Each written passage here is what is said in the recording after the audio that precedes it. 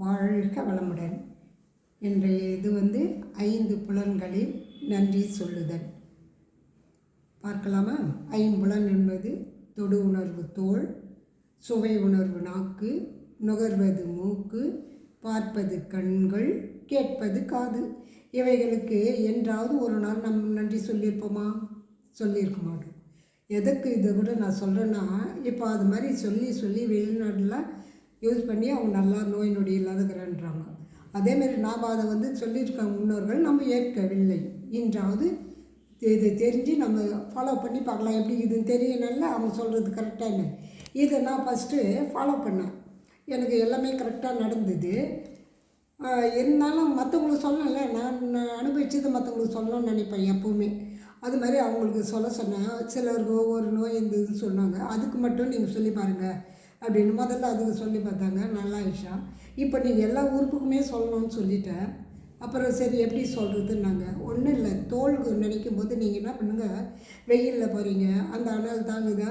என்ன சொல்கிறேன், வெயில் கொளுத்துது, தாங்க முடியலன்றீங்க. அப்போ அது தோலை திட்டுற மாதிரி தானே இருக்குது. அதே மழை காலம் வரும்போது இந்த மழை வேறு என் உடம்பு நினச்சி எனக்கு சளியே பிடிச்சிடுச்சு, மழையில் போய் நனைஞ்சி அப்படின்னு அப்போ தோல் மேலே பட்டு தானே உங்களுக்கு போகுது. அப்போ அதுக்கும் திட்டுறீங்க. ஏங்க, அது வேலையை அது கரெக்டாக தாங்க செய்யுது, நீங்கள் தாங்க அது கவனிக்கலை. நீங்கள் இது மாதிரி சொல்லி பாருங்களேன். டெய்லி சொல்லலாம். ஆனால் காலைல ஒரு முறை, நைட்டு படுக்க சொல்ல ஒரு முறை, ஏந்த உடனே ஒரு முறை சொல்லிவிட்டு நைட்டு படுக்கும்போது சொல்லி பாருங்கள். வெயிலில் போகும்போது உங்களால் தாங்க முடியுதா இல்லையா நீங்கள் செக் பண்ணுங்கள். அதுன்னா அந்த தோலுக்கு எவ்வளோ தோலில் வெள்ளை வெள்ளையாக வந்துட்டேன்னா சொல்லுங்க, ஐயா அவங்ககிட்ட போகாதுன்றாங்க. அப்போ தோல் உனக்கு எந்த அளவுக்கு இறைவன் கொடுத்துக்குறான், எந்த ப்ராப்ளம் இல்லாத. அப்போ அதுக்கு ஒரு நன்றி சொல்லுங்கள். ரெண்டாவது எது? நாக்கு, சுவை உணர்வு. நல்லா டேஸ்ட்டாக சாப்பிட்றதுக்கு நாக்கு. அதே நாக்கு நான்வெஜ்ஜு கேட்குதா? என்ன சொல்லுங்க, அது கேட்குதா? நான் சாப்பிட்றேன். நீங்கள் உங்களுக்கு ஒரு உணர்வு இல்லை. ஓ, இது மாதிரி நம்ம சாப்பிடக்கூடாது, ஒரு உயிரை கொண்டு நம்ம சாப்பிட்றது முதல்ல கட் பண்ணிடணும் அப்படின்னு. எப்படிங்க கட் பண்ணுறது? டெய்லி நாக்குக்கிட்ட சொல்லுங்கள், உனக்கு கேட்குதா? ஒரு உயிரை கொண்டு உனக்கு சாப்பிட தோணுதா அப்படின்னு கேளுங்க. ஆட்டோமேட்டிக்காக அது நடக்கும். அது ஒருத்தருக்கு நடந்துக்குது, நான்வெஜ்ஜும் விட்டுட்டாங்க. அடுத்தது எங்கே? மூக்கு, நுகர்வது. இந்த நாக்கு கூட, நாக்கு சரியில்லை, பேச வரலன்றல. அப்போ நாக்குக்கு எவ்வளோ முதலிடம் நம்ம கொடுக்கணும். நம்ம எல்லோருடையும் பேசுகிறோம், நல்லா குரல் நல்லா இருக்குதுன்னா அந்த நாக்கு கூட இருந்தால் தானே. அப்போ அதுக்கு நம்ம நன்றி சொல்கிறோம். அடுத்தது மூக்கு. மூக்கு எதுக்கு? நுகர்வது. நுகர்வது மட்டுமா? பேட் ஸ்மெல்லும் குட் ஸ்மெல்லும் என்ன எல்லாத்துக்கும் மூச்சு தானே. அந்த மூச்சுன்னா நாம் இருப்போமா? இருக்க மாட்டோமே. மூச்சு நின்னா டெத். அதனால் அந்த மூச்சுக்கு நன்றி சொல்லணும். மூச்சுக்கு நன்றி சொல்லிட்டீங்களா? டெய்லி சொல்லணும். நீ எழுந்துக்க சொல்ல, நீ தான்ப்பா இன்னிலேருந்து ராத்திரி கூட இருக்கிற, உனக்கு ஒரு நன்றி. அவர் இல்லைன்னா நம்ம இருப்போமா? அதனால் அதுக்கு ஒரு நன்றி. அடுத்தது எங்கே வரீங்க? கண்கள். கண்கள் எதையும் பார்க்கும் திறன். புரியுதா? பார்த்து அதுக்கு என்னென்ன செய்ய முடியும் ஆராய்ச்சி பண்ணுறது எல்லாமே அந்த கண்கள் பார்த்து தானே செய்யுது.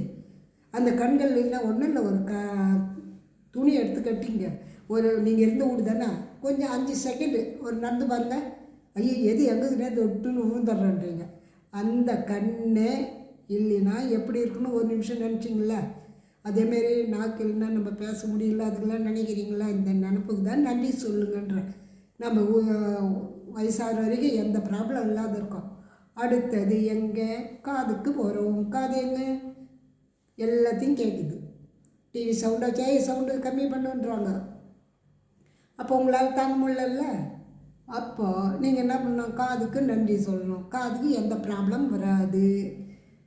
அடுத்தது எங்கே? மூளைக்கு. எவ்வளவும் சொல்கிற எண்ணங்கள் எல்லாம் போய் எங்குது? மூளையில் போயிட்டு வேலை செய்யுது. அந்த மூளையே வேலை செய்யணும். என்ன வருது? கோமா ஸ்டேஜ் வருது. அப்போ அந்த மூளைக்கு எவ்வளோ நன்றி சொல்லணும்? எல்லாத்தையும் சேகரித்தா தானே வச்சுக்குது. அடுத்தது தானே கீழே எல்லாத்துக்கும் அனுப்புது. அப்போ அந்த மூளைக்கு நன்றி சொல்லணும்ல, அதுக்கு நன்றி. அதுக்கு அடுத்தது எங்கே வரணும்? இருதயத்துக்கு. இருதயம் தானே பம்ப் பண்ணி எல்லாத்துக்கும் அனுப்புது. அந்த இருதயத்துக்கும் நம்ம நன்றி சொல்லணும்ல. அப்போ ஆற்று ப்ராப்ளம் வராது இல்லை. அது இருதயம் என்னென்ன செய்யுமா எல்லா இதுக்கும் அழகாக அனுப்பிச்சுட்டு இருக்கோம் ப்ளட்டை. சரிப்பா, எவ்வளோ செஞ்சுட்டா. இந்த அனுப்புறதெல்லாம் இருதயம்தான். ஆனால் அந்த செல்லு ஏற்றுக்கவே அதை நடைமுறை கொண்டாந்தாரு. அந்த செல்களுக்கும் நன்றி சொல்லணும். எவ்வளவும் சொல்லணும். எப்படிங்க முடியும்? ஒன்றும் இல்லைங்க, ஒன்றுத்தில் எழுதி வச்சுக்கோங்க. இன்னும் இதில் நிறைய விளக்கம் இருக்குது. நான் ஒரு தான் கொடுத்தேன், மாடலுக்கு தான். அது கண்ணுக்களை எவ்வளோ இருக்குதுன்றது தான் சொல்கிறேன். அப்போ நாளைக்கு சொல்லலாம். சரி, நீங்கள் பாருங்கள். இதை தொடர்ந்து காலைல ஒரு முறை, நைட்டு ஒரு முறை படுக்க சொல்லி பாருங்களேன். உங்களுக்கு எது உங்களை விட்டு விலகுதுன்னு பாருங்கள். எந்த நோய் விலகுது, எந்த கண் எப்படி நல்லா இருக்குது, இதெல்லாம் நீங்கள் செக் பண்ணிட்டு சொல்லுங்கள். வாழ்க வளமுடன்.